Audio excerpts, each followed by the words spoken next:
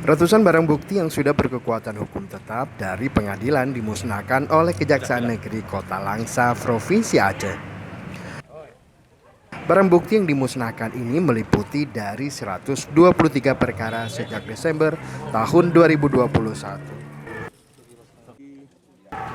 Barang bukti yang dimusnahkan ini meliputi dari 123 perkara sejak Desember tahun 2021 hingga November tahun 2022. Mulai dari kasus pencurian, pembunuhan, narkotika hingga tindak pidana terhadap keamanan dan ketertiban umum.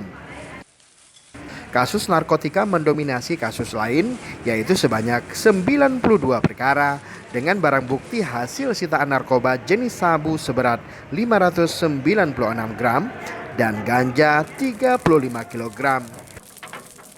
Pemusnahan dilakukan dengan cara dibakar di dalam drum. Sementara barang bukti narkotika jenis sabu dan obat terlarang lainnya dimusnahkan dengan cara dilarutkan dengan blender setelah dicampur cairan kimia. Dari Langsa, Tim Liputan Aceh Video.